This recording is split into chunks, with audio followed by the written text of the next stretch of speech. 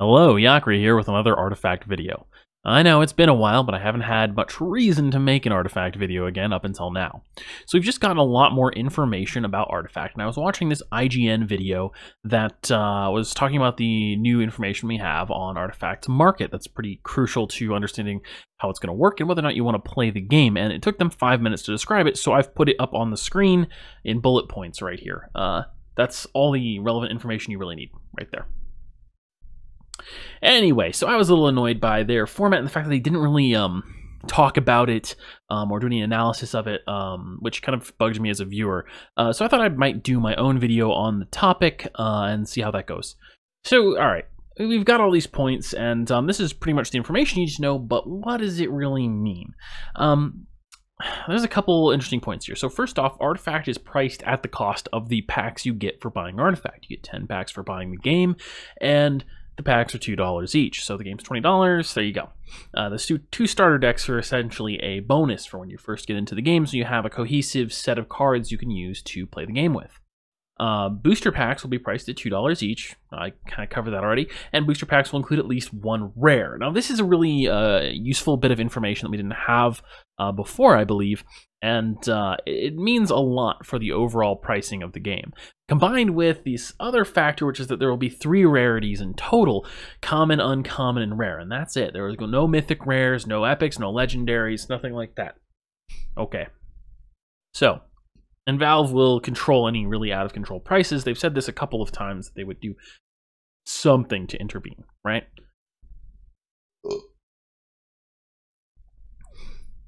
So, you know, we kind of have to just trust them on that point and assume that they are telling the truth. And it's also not really clear how they would intervene, perhaps putting a price cap on certain cards or something else. Maybe introducing cards to the market in a targeted manner to drop their price, or nerfing cards involved if they're, well, they've said they really don't want to do that, but possibly they don't expect cards to spike in price that hard unless a nerf is justified. So that's possible too. Okay, so let's go on to this other nice little graphic I've got here. Okay, so this is mostly the same information about Artifact, but with information on Magic the Gathering and Hearthstone as well. So Magic the Gathering price pack prices vary a little bit. I've gotten some pretty good deals on them, but in general, they're priced at about $4 if you buy a fat pack. They contain at least one rare. They contain 15 cards total. There is, of course, the higher rarity Mythic Rare, which is, I believe, in about... There's supposed to be one in like 8 packs. It's like a 12.5% chance of getting a Mythic Rare. Hearthstone packs cost $1.5. The packs contain at least one rare card. The packs contain 5 cards total. And the odds of getting a Epic is, I think, 1 in 5? Right? 1 in 5 packs, that is. Not 1 in 5 cards. And the odds of getting a Legendary are like 1 in 20. So it's kind of some weird disparities going on. Artifact, of course, packs cost $2. They contain 1 rare card, and they will have 12 cards total. So I think this is kind of interesting. The fact that Artifact has 1 rare card per pack at $2 each, and rare is the rarest rarity, is unique between the 3 games. I think that Artifact is going to give you the most value for your packs. It should be the cheapest game to play as a consequence.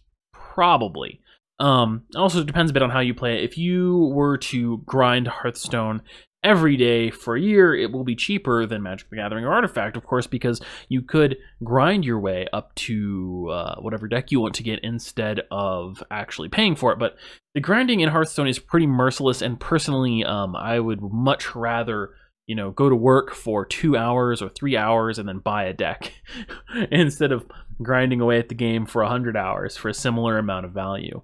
I just don't have that kind of time anymore, personally. Yeah, so one of the interesting things here, I think, is that Hearthstone packs maybe are better value than Artifact packs. Maybe. Because Hearthstone has a bunch of weird things going on in its statistics. You've got legendaries and you've got epics, right? And you also have the guaranteed rare. So at 1 pack, or on a Hearthstone pack, right, you're getting a guaranteed rare. And that's 1 more, and that means at $3 you get 2 rares, and Artifact doesn't really do that kind of increment. For $4 you can have 2 rares in Artifact. But at the same time, because rares are the rarest rarity in Artifact, they should be worth more than rares in Hearthstone. And since you get 12 cards total, probably the packs in Artifact are more valuable. So that's some food for thought. Both are, of course, much more cost-effective than MTG packs, which cost $4 for paper MTG. If this is specifically, I know. I'm comparing kind of like apples to pears or something kind of similar to apples, but not the same thing at all. But I think it's a good comparison because of the price model involved, right? And because Magic the Gathering Online is a pathetic failure, honestly. I'm not sure it's worth talking about. So it kind of leaves me in a bind in terms of talking about things with similar price models. So Magic the Gathering has this much more expensive price model where mythic rares are rarer than rares, and rares themselves in Magic the Gathering have a pretty similar cost to what they will in Artifact, right? 1 per pack. Packs are not pretty similar, a higher cost, but in a similar situation. But $4 per pack. And yeah, 1 per pack at $4 per pack instead of $2 per pack. It kind of sets this, like, if all rares were created equal, their value would be $4 each, right? Essentially. Okay. That assumes that the uncommon cards have no value at all, and usually they have some value, and the common cards usually have some value. So it's really more like a rare value of $3.20 or something, and an artifact would be a rare value probably of like $1.50. Well, it's a pretty big discrepancy in the value of rares. And then Magic the Gathering also has mythic rares. And mythic rares would probably be something like, what is it? It's 1 in every 8, right? So 8 times higher-ish? Yeah. So, all right, here's another interesting tidbit. I did a quick search. I spent 10 minutes on it, so maybe I missed something. But I think the most expensive rare in Standard right now, and of course it's going to change a bit depending on which site you look at too, just because there are a few different places you might be able to buy one for more or less, or the shipping affects it, whatever. It's about $18 though for the most expensive rare in Magic the Gathering. So it gives us some idea of what maybe the most expensive rare in Artifact will be. So it should be theoretically around half the cost of the most expensive rare in Magic the Gathering. And I don't mean the most expensive rare in all Magic the Gathering, because there's like weird rarity of specific cards that goes into that, of course. But I mean the most expensive rare in Standard. It's currently in print. That are currently more copies are coming into the world at $4 a pack right now. Okay. So in Artifact, there's just going to be $2 as the baseline. It's half as much as $4. You see where I'm going, right? Okay, so the most expensive one is about $18. So in Artifact, it should be like $9. Okay, $9 for a rare. So if we make a few assumptions, that probably means that the most expensive deck in Artifact a little while after launch could be like $104. But there are some other factors going into this as to whether or not this will actually be the price of rares in Artifact. So here's something that comes in from my own personal experience, and I played Magic the Gathering in paper format for 2 years, pretty obsessively, and I built a lot of top decks in that time, and I did a lot of card trading and a lot of selling off decks and replacing them, and I spent a lot of time on eBay as a consequence of that, and a lot of time in local game shops trading cards with people, and I think I spent about $500 in that time in terms of like money that actually left my wallet and didn't come back in immediately. And then about a year after I stopped playing extensively, I sold off my collection. I think I got like $700 or $800 or $900 for it. I don't really remember, but I paid rent with it a couple times. I profited a significant amount is what I'm saying here. And the reason that I did was because I got the majority of my cards from eBay and from trading with people. And that's because the cost of Magic the Gathering cards that you see on sites, like the one I used to look up the price of the most expensive rare, is pretty inflated. The price of these cards is not really $18. It's probably $15 or $14 if you could trade with other players through any sort of means, right? In person, on eBay, whatever. And that's because there are, these companies that buy in bulk and kind of hold up the price of cards high enough for them to maintain a profit margin. And without companies being the person that you're doing trading with, there's no middleman to take that extra cut. Players are willing to sell their cards at enough of a cost to at least recoup their losses. That's the ideal, or possibly at a small loss. Some people will try and make like microscopic profits, but their profit margins will be much slimmer than an actual company that's buying Magic the Gathering cards in bulk and shipping them. We're talking about people who are willing to get like a 1% profit and just trade a lot of cards. Perhaps, possibly, I don't know if this will end up actually working out for people, but people will probably try on the Steam market. So basically what I'm saying is that the Steam market that Artifact is going to have is going to drive prices for Artifact lower than prices of Magic the Gathering cards. Like, if we could, using some magic, and by magic I mean someone could do this with enough math, if we could translate perfectly the prices of Magic the Gathering cards perfectly into the price of Hearthstone cards, right? The most expensive, or not the most expensive, but Hearthstone card, an equivalent Artifact card, excuse me, not Hearthstone, Artifact card should cost less than an equivalent Magic the Gathering card bought from one of those card trading sites versus buying a card from the Steam marketplace. It should be cheaper. It would probably be similar to buying a card on eBay. I don't know if it would be a little bit more or less expensive compared to the kind of deals you can get if you're dedicated on eBay. I would think probably around the same amount as the cheaper eBay deals you could get. Things may have changed a bit since I extensively did this around 2010, 2008. Somewhere between 2008 and 2010. I don't really remember. It's been a few years. So yeah, the point here is that probably a fair estimation of Artifact card price is something like half for rares, so something like half of the price of MTG rares. Most expensive MTG rare I could find in Standard right now is $18, which sounds about right from my past experiences. We have had more expensive rares in Standard before, not too often though, and yeah, it should be about half the price at worst, right? Which would be $9.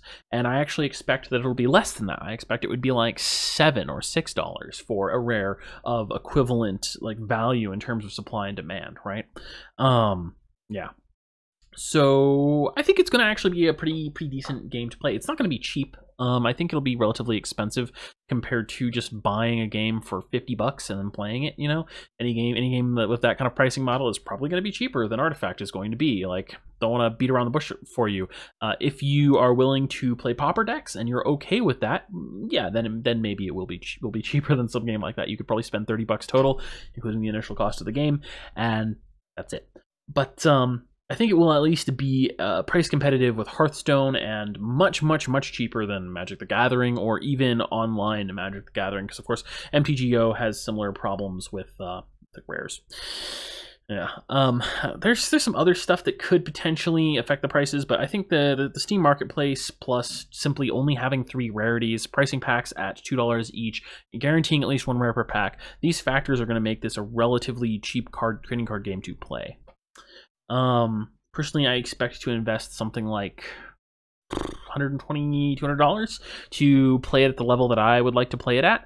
And for me, I'm okay with that. But so I'm pretty happy with the information they came out with. It's kind of what I expected. Something that's like not necessarily like significantly cheaper than Hearthstone, but competitive with Hearthstone type pricing, even factoring in the ability to grind in Hearthstone, right? Of course, you can always play Hearthstone completely for free. But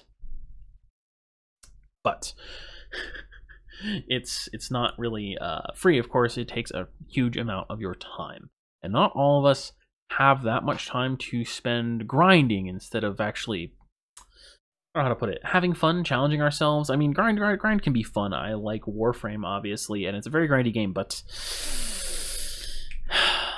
I can't tolerate the amount that Hearthstone has, even if I liked the style of our game it is, right, which is a little more RNG focused, a little more silly, a little less focus on skill cap and depth, right? But all right, that's a different conversation. So anyway, yeah, I'm sure I'm going to get at least one comment saying something like, Yakri, how can you possibly criticize that IGN video? This video is like, I actually know how long I'm at right now, but 15 minutes long. Look, the point was that the information that the IGN video gives you in 5 minutes, 59 seconds, I gave you in the first 30 seconds of this video. And you could have just stopped there. And this is all stuff that was not talked about there. And frankly, I mean, I don't like IGN in general, but I would have gained respect for them had they, you know, spent 30 seconds outlaying that bullet point information, and then actually spent 4 minutes and 30 seconds talking about implications and what they think it might mean for the game's economy and how much things will probably cost, blah blah blah blah blah. Basically what I've done, but perhaps more professionally, because they are professionals and I'm not. All right, well, I've extended the end of this a little bit too far already, so thank you all for watching, and I hope to be making more content on Artifact soon, because I have really been dying to get back into a Magic the Gathering like card game, but I just don't have time to actually go out into Friday Night Magic anymore, and this feels like it's going to be a really great replacement for me, and I hope I can, replace the community aspect with perhaps streaming it a bit or something like that. All right, I already did a sign off. Bye.